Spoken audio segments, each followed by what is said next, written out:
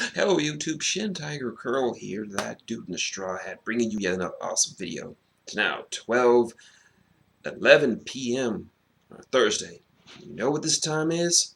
It's time for me to read the latest chapter of One Piece. Yes, yes, yes. A little bit late to the party because I was knocked unconscious from some stomach medicines, but I'm all right now. And of course I'm not going to miss this shit for the world. So, quick recap. Last time, we continue with the flashback of what happened to Sanji's half of the Straw Hat Pirates as they encountered members of Big Mom's crew, including one of the worst generation Capone Gang Beige, who made a startling offer to Sanji that he has to marry one of her daughters.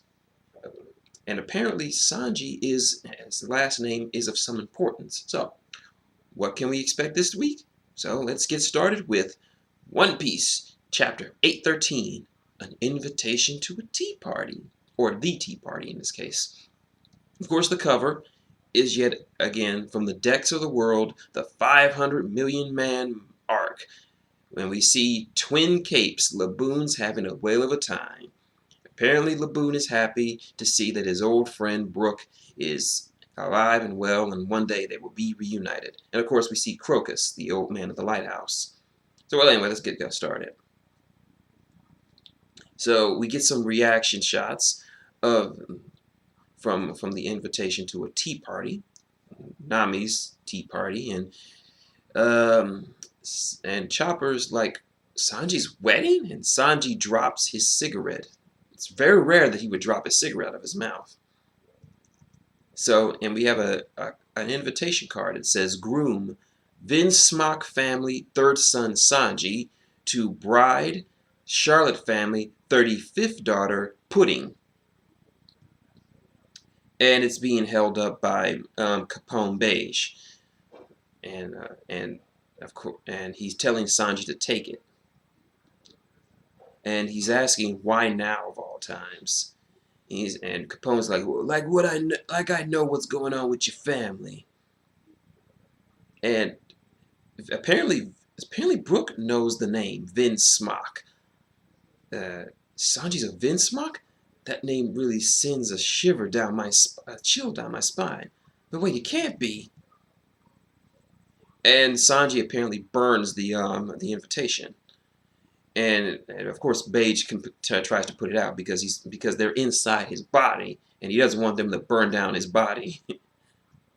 And of course, Nami's asking Sanji what the hell is this all about, and he completely ignores them somewhat. He doesn't look like he wants to really tell them, and he's like, "Who the hell told them they could do something like this?" And Capone says, "Well, they're your relatives." Well, but to think you're from to think that you're from the Vinsbach family, to think they must have been some really terrible parents, and asked one of his associates to bring him some wine. And Nami has a smaller flashback inside this flashback when she thinks about, she flashbacks to the Jaya arc, about how Sanji knew about the story of Nolan the Liar. And he mentions that he was born from the North Blue. Now, that's all the information we had on Sanji's past outside of his flashback during his introductory arc, that he was born from the North Blue, but we didn't know anything about his family. And, of course, Usopp says, well, that reminds me, I always thought you were from around here. I did grow up, he grew up in the East Blue, but he was born there. So, Nami retells what she knows to Brook. He probably didn't know. Mentions that his birthplace was somewhere in the North Blue, but he didn't really think it was strange at the time.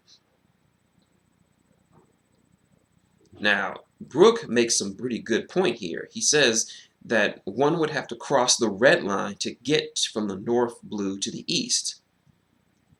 And it's not something to easily pull off to cross from one sea to another. And he's wondering what kind of background Sanji has. And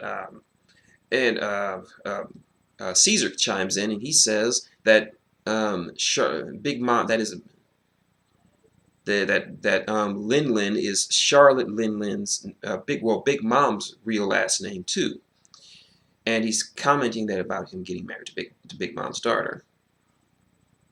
And Chopper's like, "Are you going to be part of an emperor's family?" Because Big Mom is one of the 4 emperors. And and um, and Caesar speculates that if he does wed her, it would mean that not only would Sanji, but the entire Straw Hat Pirates would be under Big Mom's crew, or at least under her command. And Sanji says, "Stop right there. I don't see why I'm obligated to go. This is ridiculous. Me getting married to a girl I've never met. Like the Straw Hat crew would go so low as to go under your command. Our captain isn't someone who just go under anyone's command. He's the man who'll be the king of the pirates one day." Yeah. If that's all you have to say, then you can keep Caesar, but let us go. Ooh.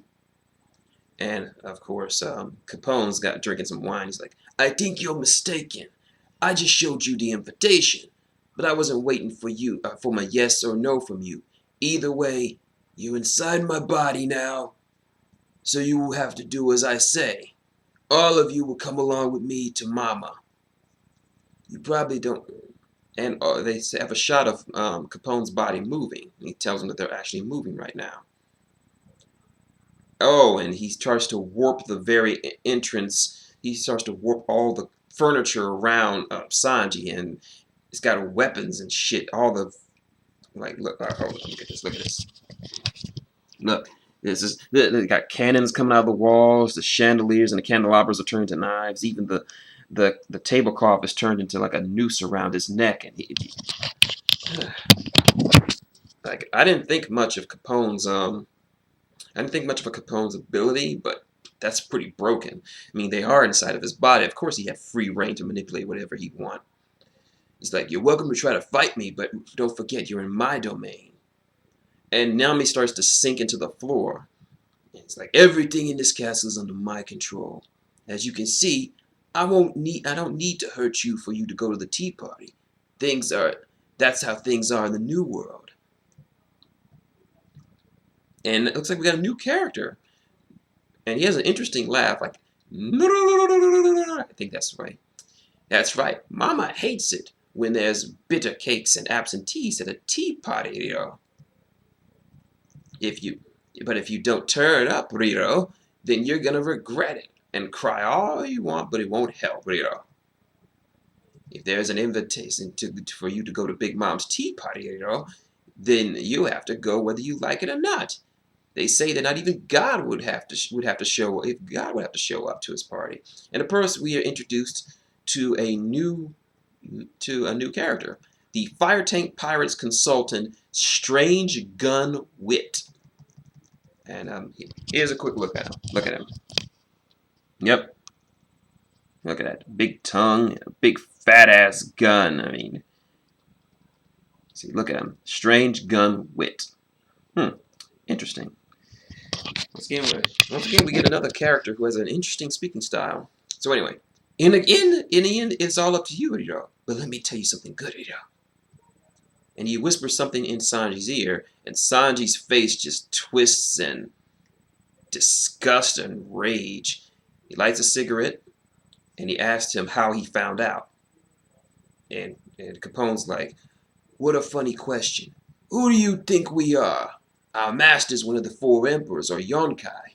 If she wanted someone dead, they would be dead. There's no need for intimidation. Every time we talk to someone, their lives are at stake. If you want to survive without going under someone else's command, you do best not to go against her." So this is why I like the New World is such a vast departure from what we've known. It's more about influence and intimidation rather than just outright force. I mean, it's impressive how Oda has made the New World feel so drastically different from the lower half of the Grand Line. So anyway, back to the story. Brook asks Sanji if he's okay and what did they say to you, and he immediately asks for pen and paper. And Capone's like, "You're leaving a note for Straw Hat, I see." And he heads over to Nami, and he says, just pass this to Luffy and the rest. And they're questioning what he means, and he just says to trust him on this, but he didn't want to hide this from the guys. But I didn't think my past would catch up with me like this, so I gotta go and put an end to all this. You get, and let's see. He says he's feeling a strong aura coming from outside. Must be someone from the Mink tribe.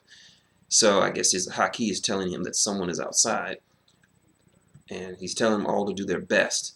And he throws them out of.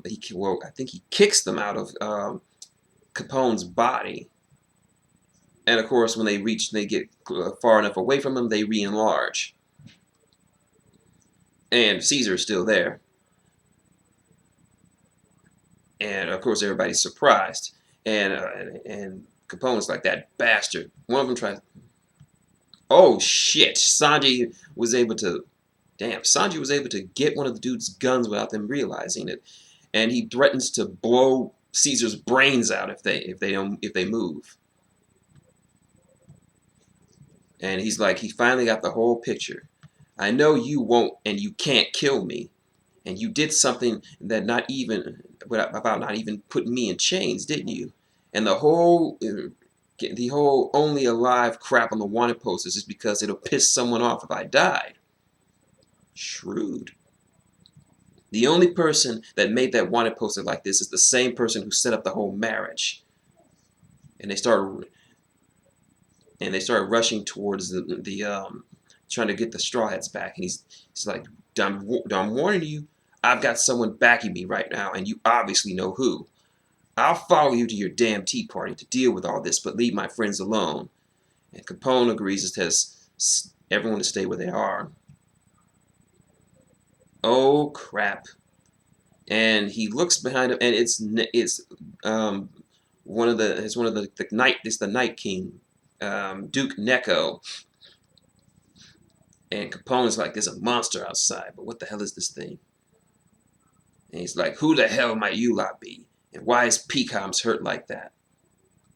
Yeah, and Capone just like, we were his comrades. Peacom's was betrayed by one of our former crew.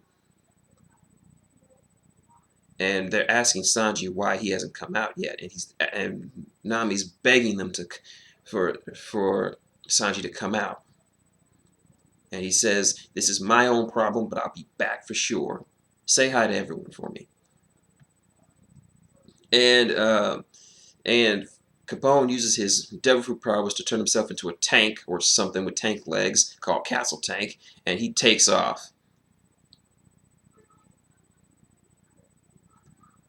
And of course, and many of the minks start going after him, but Chopper, Brook, and Nami are not going after him.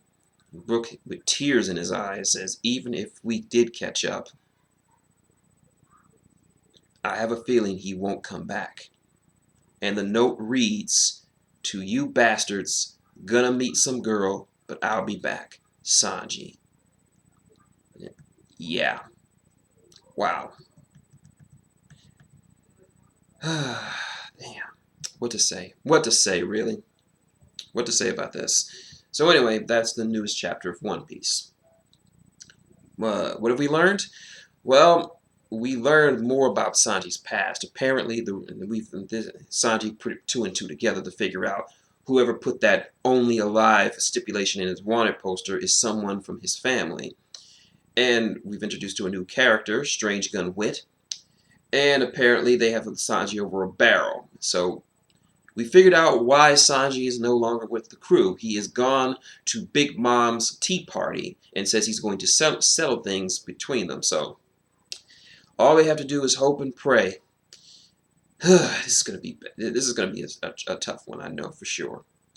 So if that's the video. If you like what you see, then comment, subscribe below. Got any questions, comments, or just want to talk about the crappy events that have just happened in this chapter of One Piece? Leave them below. I'll get back to you.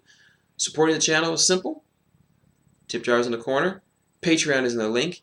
If you want, hitting me up on Twitter, Captain Luffy. And you know what to do. So, anyway, until next time, it's been ShintigerCurl. That dude in the straw hat saying good day. And he will be back, you bastards.